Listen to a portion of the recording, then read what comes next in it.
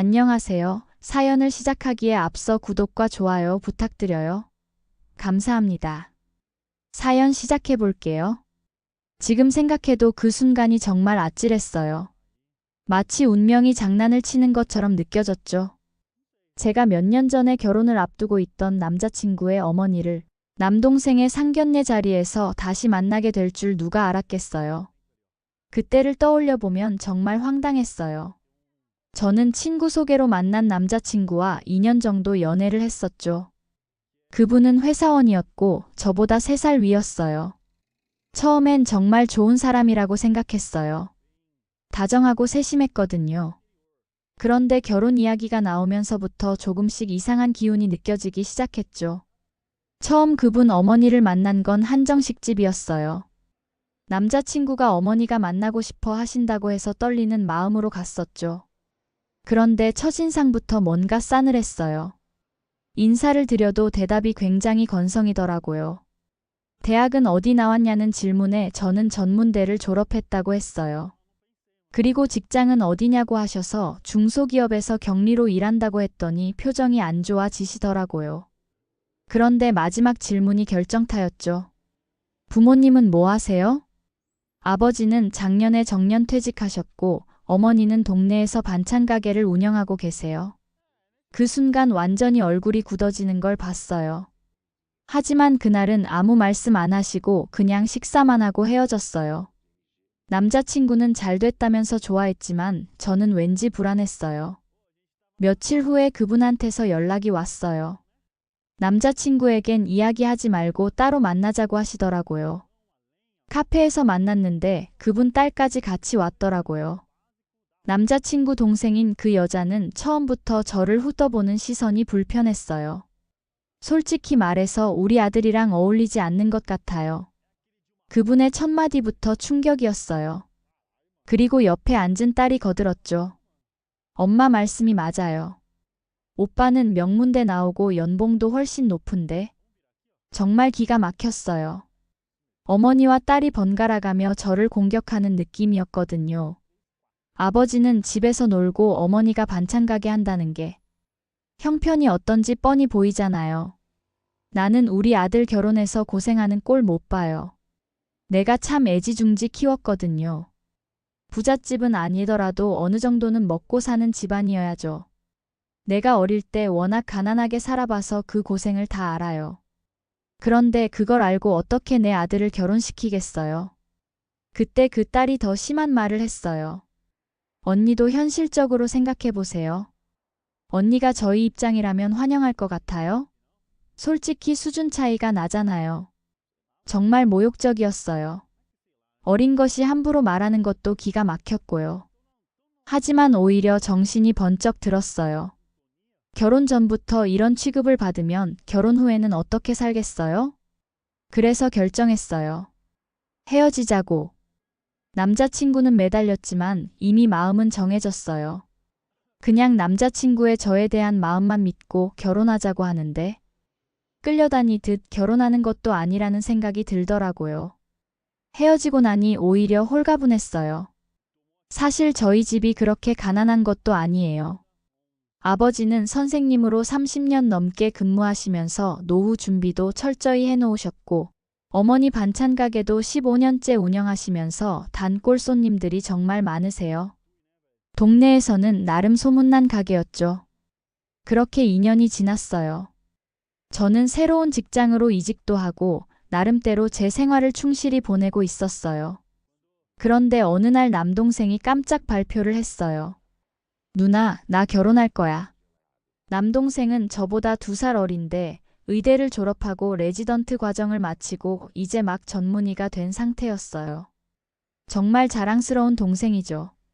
어릴 때부터 저랑 다르게 공부도 잘하고 착하기까지 했거든요. 어머, 정말? 언제부터 사귀었어? 2년 정도 됐어. 간호사인데 정말 좋은 사람이야. 부모님도 정말 기뻐하셨어요. 남동생이 워낙 늦게 연애를 시작해서 걱정이 많으셨거든요. 바로 상견례 날짜를 정했어요. 상견례 장소는 남동생이 정했어요. 저희 가족은 정장을 차려입고 설레는 마음으로 갔어요. 남동생의 예비 신부를 만난다는 생각에 모두들 기대가 컸죠. 상견례 장소에 도착해서 예약된 방으로 들어갔어요. 상대방 가족이 먼저 와 있더라고요. 인사를 나누는데 상대방 어머니를 보는 순간 제 심장이 멎는 것 같았어요. 바로 2년 전에 저를 모욕 주고 헤어지라고 했던 그 여자였어요. 저는 최대한 태연한 척했어요. 하지만 속으로는 정말 놀랐죠. 이럴 수가 있나 싶었어요. 그분도 저를 알아보는 것 같았는데 어색하게 인사만 나누고 자리에 앉았어요. 남동생 여자친구를 보는 순간 깜짝 놀랐어요. 바로 몇 년 전에 제게 수준이 안 맞는다고 막말했던 그 여자였거든요.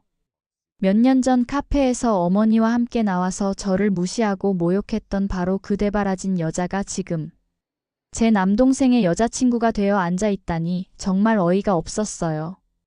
그때 그 건방진 시선, 오빠 편을 들면서 저를 깔보던 그 말투가 고스란히 기억났어요. 세상에 이런 우연이 있을 수 있나 싶었죠. 그 여자는 여전히 똑같더라고요. 저를 보는 시선부터가 뭔가 불편했어요. 저는 더 이상 참을 수 없어서 먼저 입을 열었어요.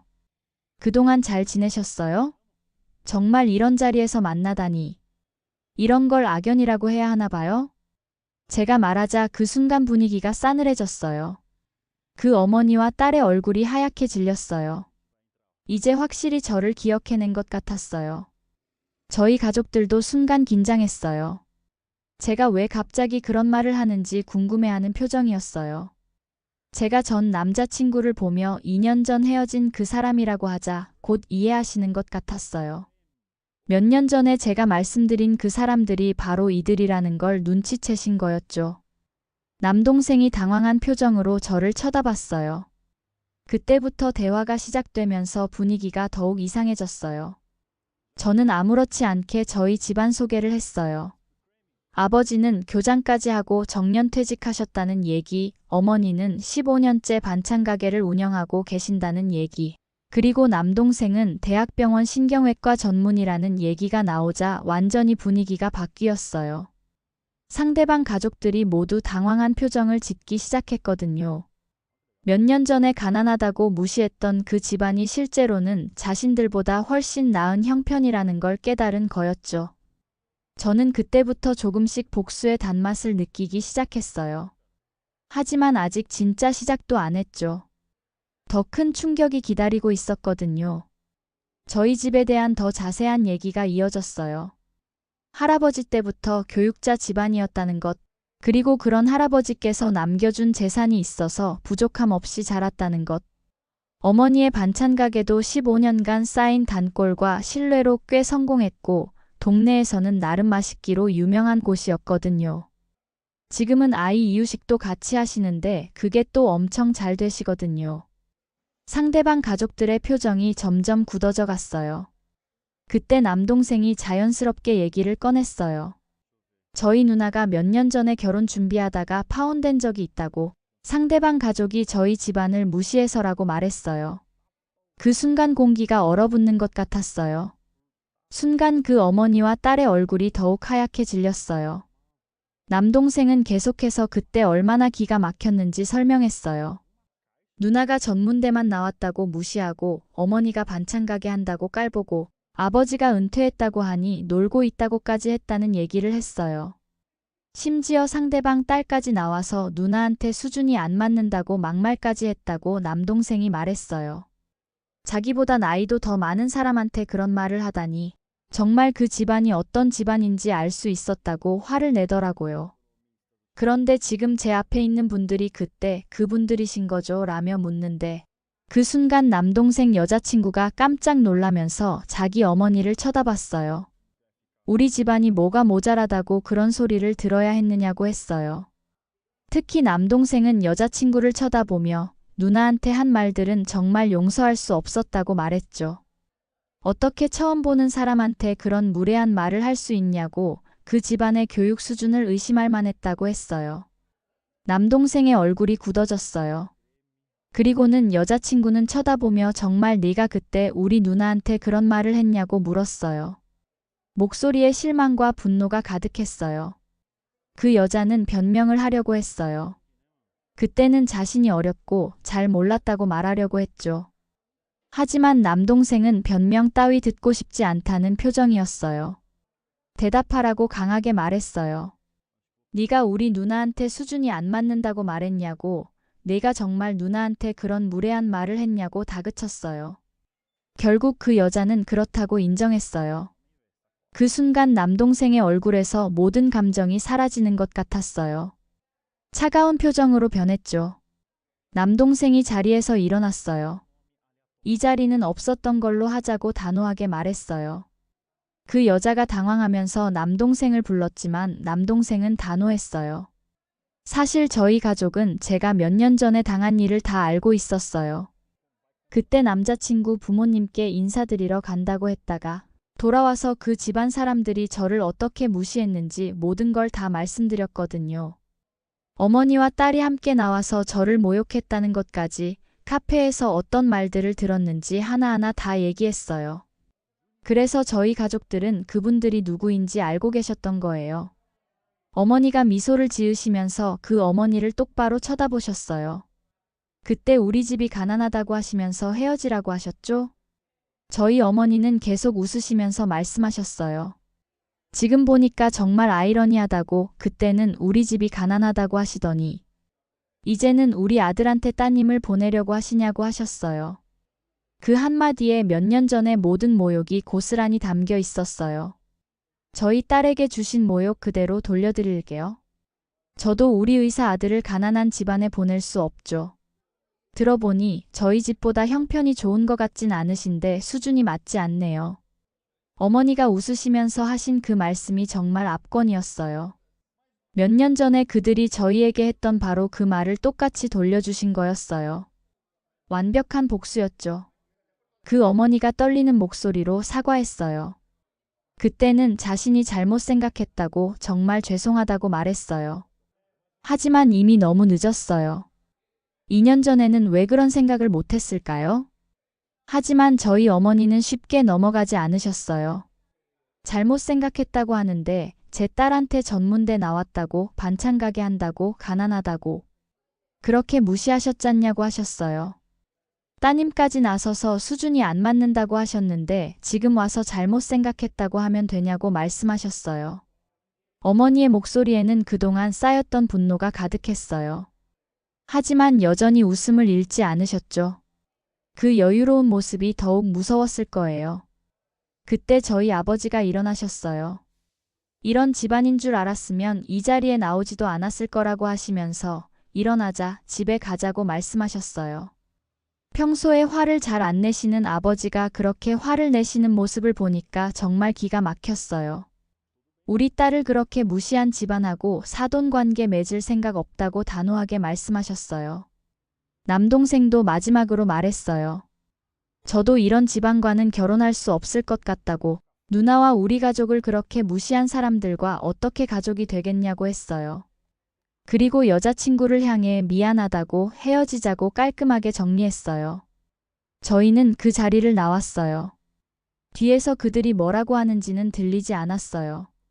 듣고 싶지도 않았고요. 그 어머니가 싹싹 빌면서 뭔가 말하려는 것 같았지만 저희는 돌아보지 않았어요. 이미 끝난 일이었거든요. 차 안에서 어머니가 말씀하셨어요. 정말 속이 다 시원하다고, 그동안 우리 딸이 얼마나 상처받았을까 생각하니까 화가 났었다고 하셨어요. 어머니의 목소리에는 만족감이 가득했어요. 아버지도 말씀하셨어요. 그런 사람들이 있다니, 사람을 겉모습으로만 판단하고 무시하는 사람들이 정말 있구나 하시면서 혀를 차셨어요. 하지만 남동생은 좀 복잡한 표정이었어요. 자기 여자친구가 그런 사람인지 너무 실망했다면서 그런 사람과는 절대 결혼할 수 없다고 단호하게 말했어요. 저는 정말 속이 시원했어요. 몇 년 동안 쌓였던 분노와 억울함이 한꺼번에 풀리는 느낌이었죠. 한편으로는 남동생에게 미안하기도 하고 걱정이 되기도 했어요. 며칠 후에 재밌는 일이 벌어졌어요. 그 어머니한테서 연락이 왔어요. 사과하고 싶다고, 한번 만나자고 하더라고요. 목소리가 완전히 달라져 있었어요. 몇 년 전에 그 오만한 톤은 온데간데 없고 정말 예의를 갖춰서 말하더라고요. 하지만 저는 거절했어요. 이미 늦었다고 생각했거든요. 그때 저를 그렇게 무시하셨잖냐고, 이제 와서 사과한다고 해서 뭐가 달라지냐고 말했어요. 그분은 정말 미안하다고, 자신이 너무 성급했다고 사과했어요. 자기 딸이 남동생을 너무 좋아한다며 다시 한번 기회를 달라고 빌었어요. 그래서 전 그건 제 남동생과 그쪽 딸의 문제이니 더 이상 할 말 없다고 했어요. 그분이 그래도 뭔가 만회할 방법이 없겠냐고 했지만 저는 아니라고 잘라 말했어요. 이미 끝난 일이라고 더 이상 연락하지 말라고 했어요. 그렇게 연락을 끊었어요. 며칠 후에 전 남자친구에게 할 이야기가 있다며 만나자는 연락이 왔어요. 남자친구는 자신의 어머니와 동생이 저를 몰래 만나 그런 이야기를 했다는 것에 크게 실망한 모양이었어요. 그거에 대해 사과하더라고요. 물론 남자친구의 잘못은 아니었지만 그런 일이 있는 줄도 모르고 있었다고, 저희 가족에게 큰 상처를 준 것 같아서 미안하다고요. 그리고 그 후로 독립해서 살고 있다고 하더라고요. 어머니와 사이가 많이 틀어진 것 같았어요. 동생도 그 일을 어머니의 탓으로만 돌리며 원망을 하고 있다고 하더라고요. 자기 인생을 망쳐놨다면서요. 아직도 자신의 잘못은 뉘우치지 못하는 것 같았어요. 그 이야기를 듣고 나니 오히려 남동생의 파혼은 다행이라는 생각까지 들었어요. 그 어머니는 지금 딸과 아들의 원망 속에서 힘들어하고 있겠죠. 물론 그 딸도 잘한 건 없지만요. 정말 인과응보라는 말이 맞는 것 같았어요. 남을 무시하고 상처 주면 결국 자신한테 돌아오는 거죠. 그들이 저희에게 했던 일이 결국 자신들에게 부메랑이 되어 돌아온 거예요. 그리고 3년이 지난 지금 남동생은 결혼을 했어요. 결혼식은 두 가족이 진심으로 축복해주는 분위기 속에서 치러졌어요. 남동생이 이제는 좋은 사람을 만나서 결혼하는 모습을 보니까 그동안의 모든 일이 다 잘 된 것 같았어요.